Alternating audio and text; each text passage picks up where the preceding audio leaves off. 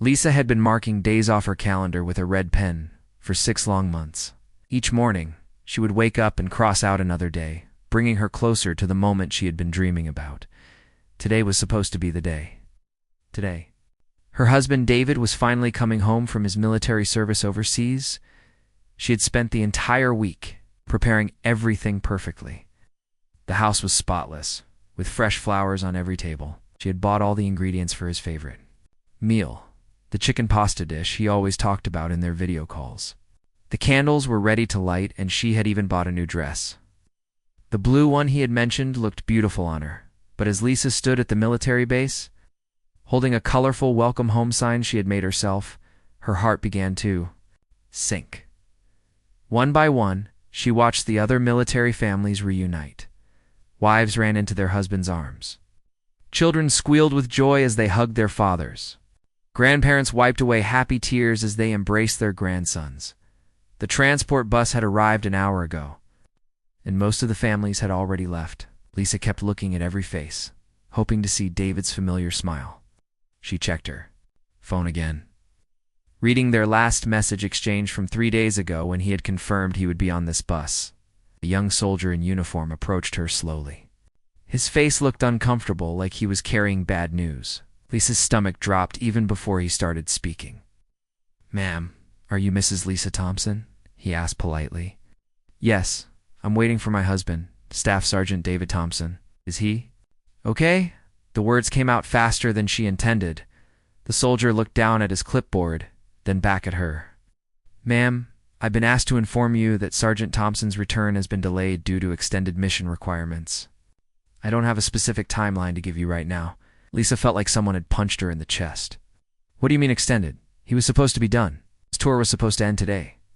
"I understand your frustration, ma'am. Situations are difficult, but sometimes operational needs require personnel to stay longer than originally planned. Someone from the Family Support Office will contact you with more information." "Operational needs?" Lisa's voice got louder. "What about family needs? What about my needs? I've been waiting for 6 months, and now you're telling me I have to wait even longer, with no idea when he's coming home?" The soldier looked genuinely sorry, but he clearly didn't have answers to give her. "I wish I could tell you more, ma'am. All I know is that it's related to his current assignment, and the details are not something I'm authorized to discuss." Lisa looked around at the now empty parking lot. The other families were probably at home right now, sharing dinner and catching up on lost time. Meanwhile, she was standing alone with a welcome sign that felt heavy in her hands. She walked back to her car in a daze, threw the sign in the back seat, and sat behind the wheel for several minutes without starting the engine. This wasn't the first time something like this had happened. David's first deployment had been extended by 2 months. His second deployment had been cut short, but only because he was immediately reassigned to another location. Being married to someone in the military meant living in constant uncertainty. It meant making plans that could be canceled at any moment. It meant celebrating holidays alone and explaining to friends why her husband missed another important event. Lisa finally started her car and drove home slowly. The house felt even emptier than usual when she walked through the front door. The flowers she had arranged so carefully now seemed to mock her. The ingredients for dinner sat unused in the refrigerator. The candles remained unlit. She sat on their couch and picked up one of David's photos from the coffee table. It was from their wedding day, both of them smiling and looking so hopeful about their future together. That was 4 years ago, and it felt like they had spent more time apart than together since then. Her phone buzzed with a text message. It was from her sister asking how the homecoming went. Lisa stared at the phone for a long time before typing back. "He didn't come home. Extended again. Don't know when." The response came quickly. "Oh, honey, I'm so sorry. You want me to come over?" Lisa typed and deleted several responses before finally writing, "I just want to be alone right now." That night, she went to bed in the same clothes she had worn to welcome him home. She didn't have the energy to change or wash her face or do any of her normal nighttime routine. She just lay in their bed, staring at the empty space beside her where David should have been sleeping. For the first time in months, Lisa allowed herself to really think about how tired she was of this life. She was tired of being strong all the time, She was tired of making excuses to people about why her husband wasn't at family gatherings. She was tired of sleeping alone and eating dinner by herself and making all the decisions about their life without him. She loved David deeply, but she was beginning to wonder if love was enough to sustain a marriage where she felt more like a single person than a wife. Every time he left, it felt like starting over when he came back. Every time she got used to having him home, it was time for him to leave again. As she finally drifted off to sleep, Lisa made a decision.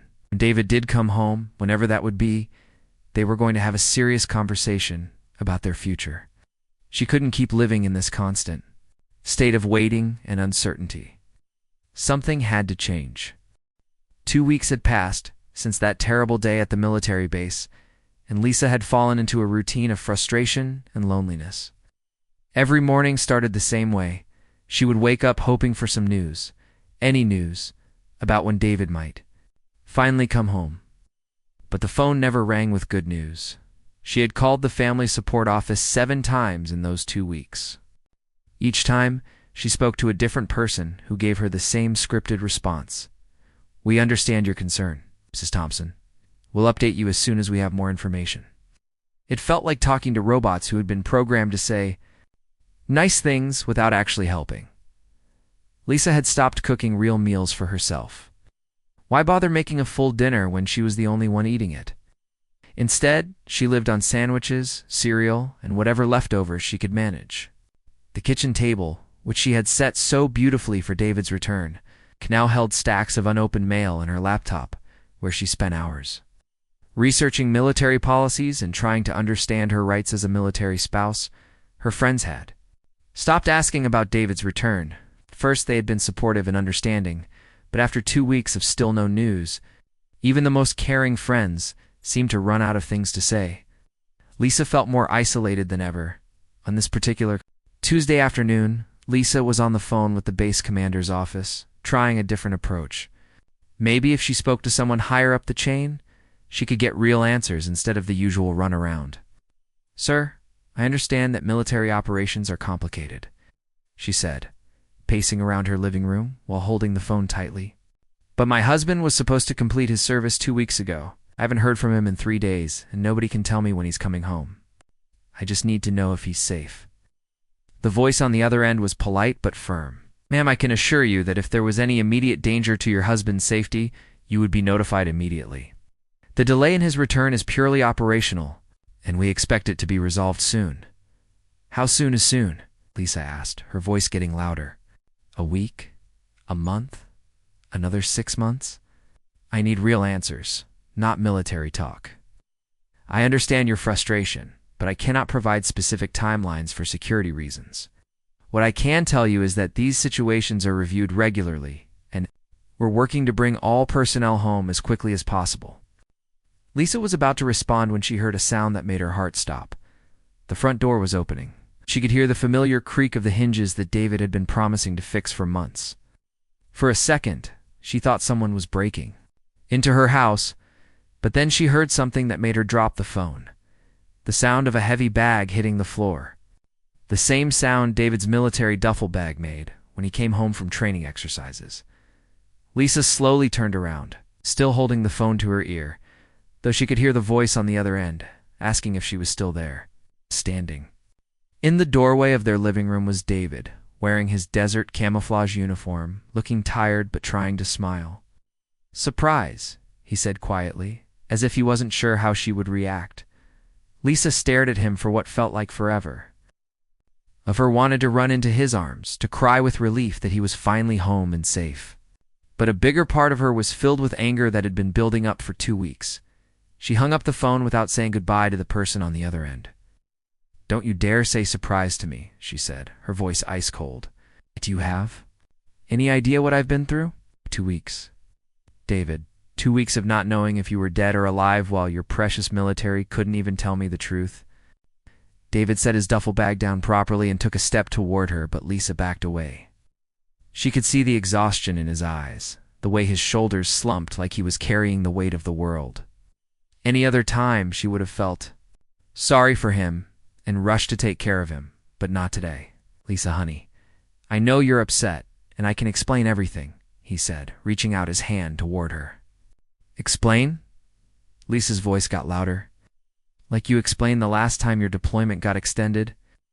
Or the time before that, when you disappeared for 3 weeks, and I found out from another wife that your unit had been moved to a different country?" David looked confused. "What are you talking about? I never disappeared for 3 weeks. To you, maybe it was just 3 weeks of doing your job. To me, it was 3 weeks of not knowing if my husband was coming home in a box." Lisa could feel tears starting to form, but she was too angry to let them fall.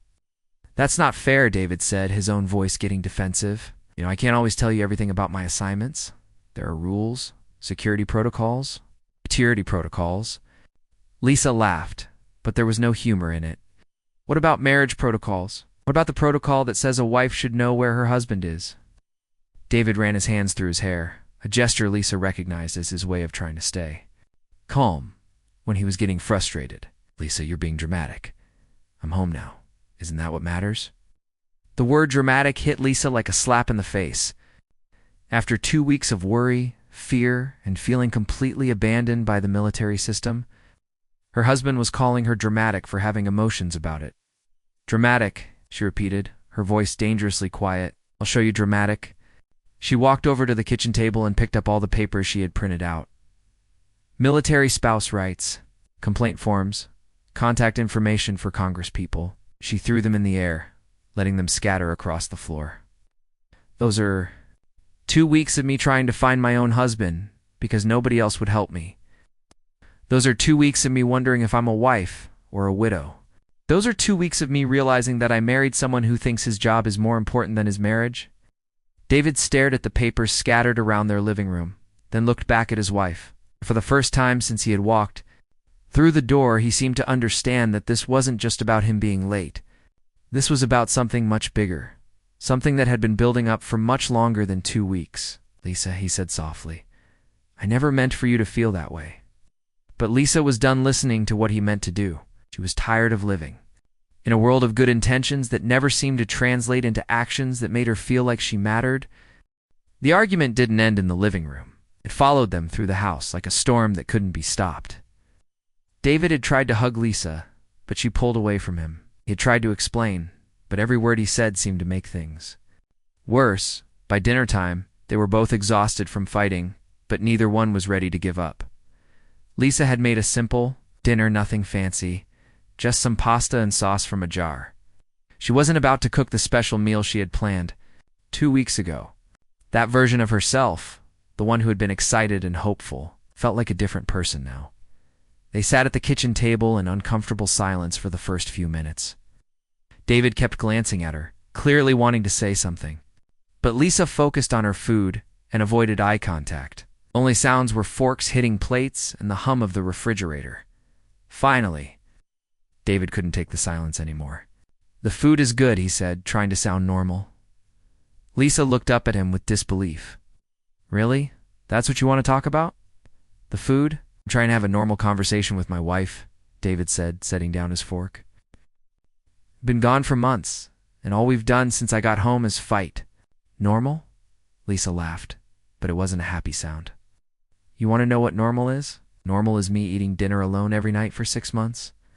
Normal is me talking to your empty chair because I'm so lonely I've started having conversations with myself." David's face showed hurt, but Lisa wasn't finished. All the feelings she had been holding inside were finally coming out, and she couldn't stop them, even if she wanted to. "Normal is me lying in bed every night wondering if you're thinking about me or if you've forgotten you even have a wife. Normal is me making excuses to everyone about why my husband isn't here for birthdays, holidays, or any important moment in our lives." "That's not fair," David said, his voice getting defensive. "You knew what you were signing up for when you married me. You knew I was in the military." "Well, I knew you were in the military," Lisa shot back. "I didn't know I was marrying a ghost who shows up whenever it's convenient for him." David pushed his plate away and stood up from the table. "You think this is convenient for me?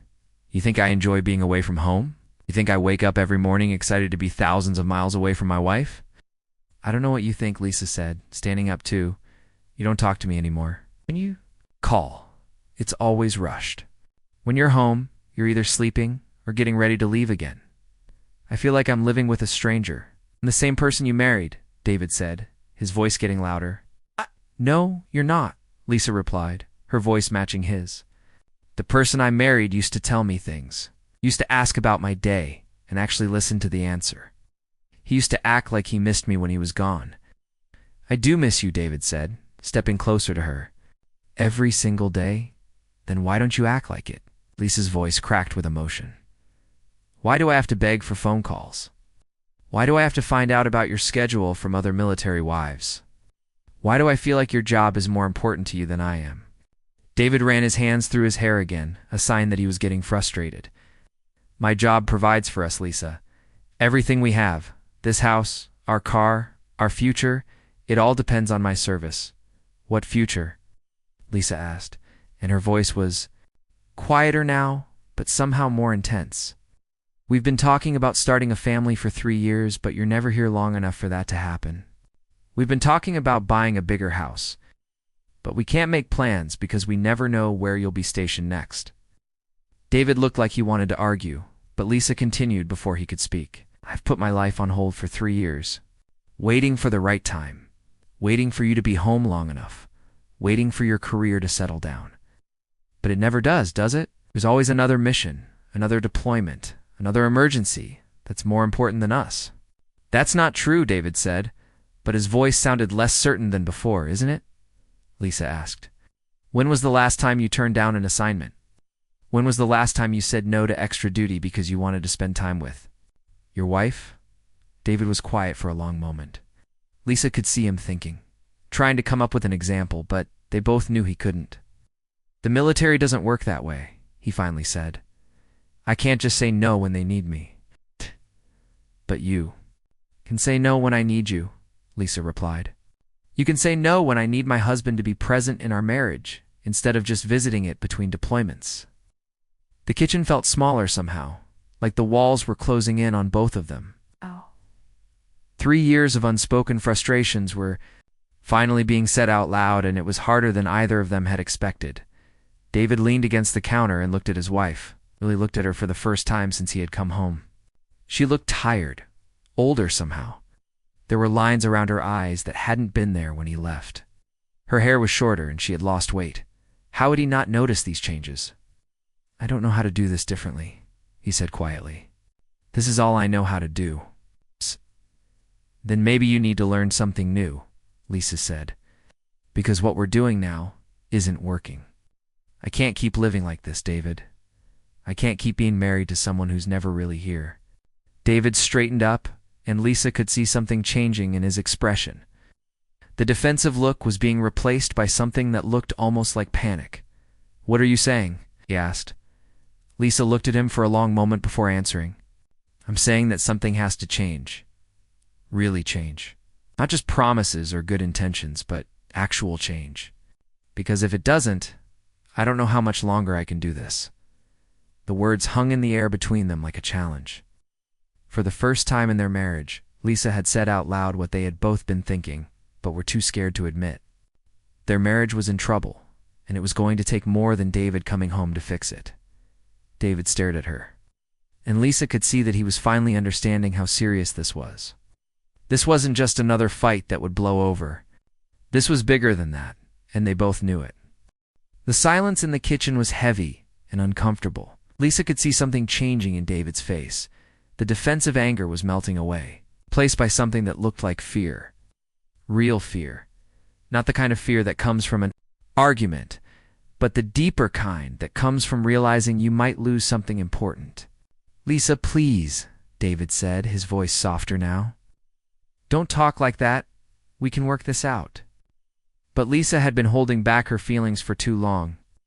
All the lonely nights, all the missed calls, all the time she had to explain to friends and family why her husband wasn't there. It was all bubbling up inside her like a volcano ready to explode. Work it out? She asked, her voice getting higher. How? By you making more promises you can't keep? By you telling me that the next deployment will be different? That you'll call more? That you'll be more present? David took a step toward her, and Lisa could see the desperation in his eyes. I mean it this time. I'll do better. I'll find a way to balance everything. Balance everything? Lisa laughed, but there was no humor in it. David, you can't even balance being a husband with being a soldier. One of them always wins, and it's never being a husband. David's jaw tightened. That's not fair. You knew who I was when you married me. You knew what my job meant to me. Your job. Lisa's voice was rising again. Is that what you call it? It's just a job? Because it feels like it's your whole identity? It feels like you care more about that uniform than you do about me. That's not true, David said, but his voice sounded less convinced than before. Isn't it? Lisa challenged him. When was the last time you chose me over your career? Was the last time you put our marriage first? David opened his mouth to answer, but no words came out. Lisa could see him thinking, searching for an example, but they both knew he couldn't find one. I work hard for us, he finally said. Everything I do is for our future. Our future. Lisa's voice cracked with emotion. What future? We don't have a future, David. We have your career, and I just get to tag along when it's convenient. David's face was getting red now, and Lisa could see that her words were hitting their target. You don't understand the pressure I'm under. You don't understand what it's like out there. You're right, Lisa said, her voice getting dangerous.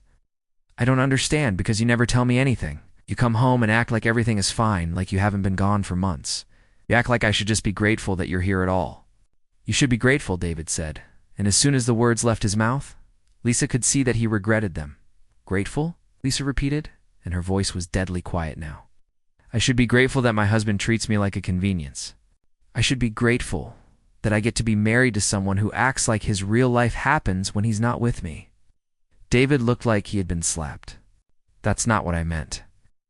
Yes, it is, Lisa said, stepping closer to him. It's exactly what you meant. You think I should be happy with whatever scraps of attention you decide to give me? You think I should be satisfied with being your part-time wife? Lisa, stop, David said. But she was just getting started. You know what I should be grateful for? Lisa continued, her voice getting louder with each word. I should be grateful that I get to worry about you every single day. I should be grateful that I get to sleep alone most of our marriage. I should be grateful that I get to make excuses for why my husband isn't here for anything important. David stood up suddenly, his chair scraping against the floor. Enough. You think this is easy for me? You think I want to be away from you? I don't know what you want, Lisa shouted back. You never tell me anything real. All you do is hide behind that uniform and act like it explains everything. That uniform provides for us, David said, his voice getting defensive again. That uniform, I hate that uniform, Lisa screamed, and something inside her snapped. All the anger, all the frustration, all the loneliness, it all came rushing out at once. She lunged forward and grabbed the front of David's camouflage shirt with both hands. The fabric was rough under her fingers, worn from months of use. Without thinking, she pulled as hard as she could. The shirt was old and had been through a lot. The fabric gave way easily, tearing down the front with a loud ripping sound. David stumbled backward, caught off guard by the sudden movement. Lisa stood there, her hands still gripping the torn pieces of fabric, breathing hard from the exertion and emotion. She was about to say something else, something about how she was tired of competing with a piece of clothing for her husband's attention, but then she saw his chest. The words died in her throat. Her anger disappeared so quickly it was like someone had turned off a switch. All she could do was stare at what the torn uniform had revealed. David's chest and stomach were covered with scars. Not old scars from childhood accidents or training exercises. These were new, some of them still pink and healing. There was a long, jagged scar that ran from his left shoulder down to his ribs. Several smaller scars dotted his chest and abdomen. Some looked like they had been made by sharp objects. Others looked like they had been sewn up by a doctor. Lisa's hands went to her mouth. David, she whispered, what happened to you? David looked down at his exposed chest, then back at his wife's horrified face. For a moment, he looked like he might try to cover himself up or make some excuse. But then his shoulders sagged, and all the fight went out of him. The mission, he said quietly, his voice barely above a whisper. The one that was supposed to be routine. The one that was supposed to be my last one before coming home. Lisa's eyes filled with tears as she looked at the scars more closely. Some of them were clearly surgical scars, the kind that came from emergency operations. Others looked like they had been made by metal fragments or sharp debris. "How long ago?" she asked, her voice shaking. David sat down heavily in his chair, suddenly looking much older than his 32 years. 4 months ago, maybe 5. Time kind of blurs together when you're in the hospital. Hospital. Lisa's voice was barely a whisper now. "You were in the hospital for 4 months." David nodded, not meeting her eyes. "Military hospital overseas first. Then they transferred me to a facility in Germany, then back to a base hospital here in the States." Lisa felt like the room was spinning. "But you were supposed to be on deployment. You were supposed to be working." "I was," David said, his voice hollow, "until everything went wrong." Lisa knelt down beside David's chair, her anger completely forgotten. Oh. Her hands trembled as she gently touched the edge of one of the scars, afraid she might hurt him. The scar tissue felt different under her fingertips, harder and raised compared to his normal skin. "Why didn't you tell me?" she whispered, looking up at his face. "Why didn't you tell me you were hurt?"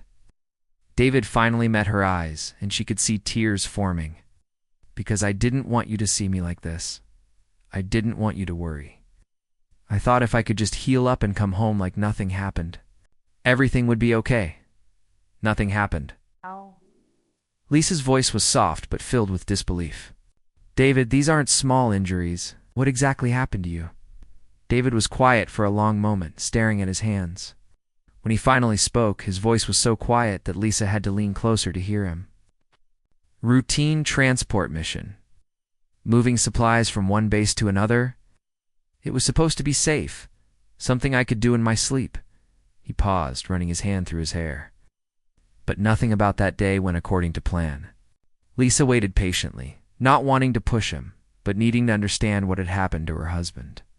There was an explosion, a roadside bomb that our intelligence said wasn't supposed to be there. Our vehicle flipped over and I was trapped inside with metal pieces cutting into me from every direction.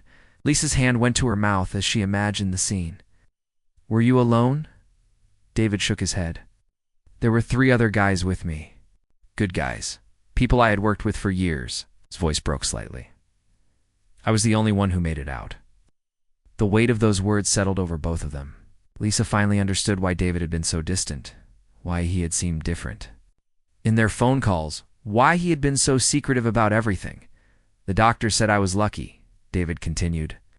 "Lucky that none of the metal hit any major organs. Lucky that someone found us quickly enough to get me medical help. That I survived when my friends didn't." "Oh, David," Lisa said, tears streaming down her face now. "I'm so sorry, I had no idea." Aye. "The worst part wasn't the physical pain," David said, looking directly at her. "The worst part was lying in that hospital bed thinking about how I was going to tell you. How I was going to explain that I almost didn't make it home.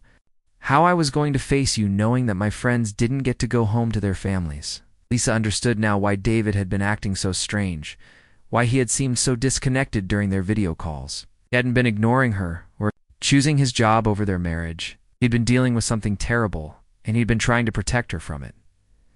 "The extension wasn't for another mission," David continued. "It was for medical leave. Physical therapy, counseling, all kinds of treatment. They kept me on base because I wasn't ready to come home yet." "But you're here now," Lisa said, still touching his scars gently. "Are you okay? Are you healed?" David gave her a sad smile. "My body is mostly healed.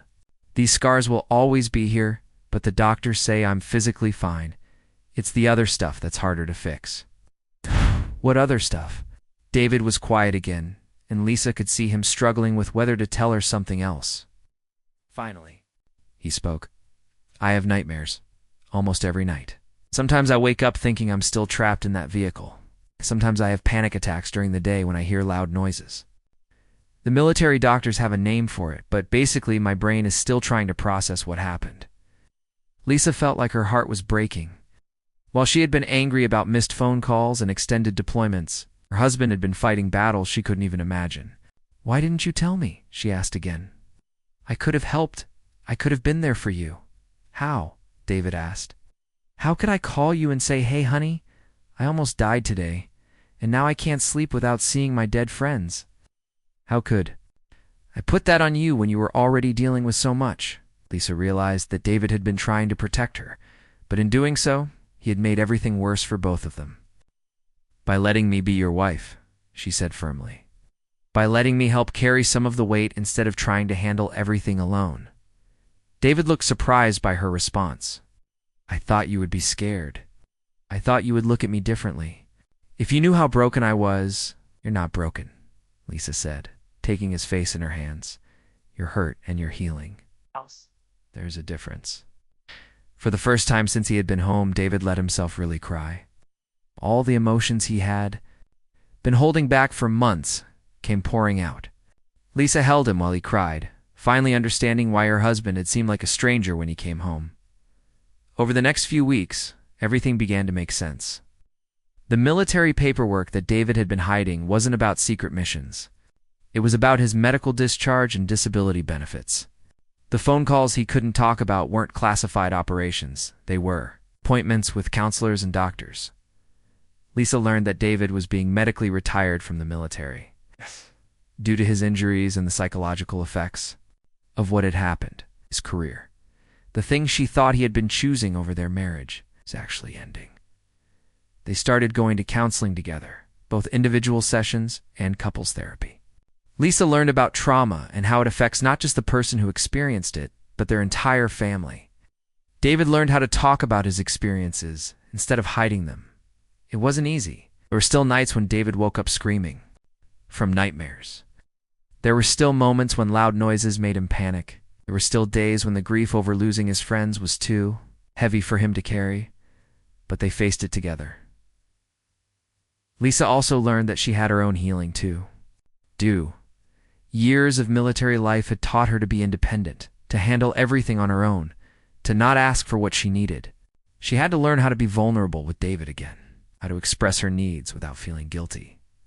6 months later, Lisa got the news she had been hoping for since they got married. She was pregnant.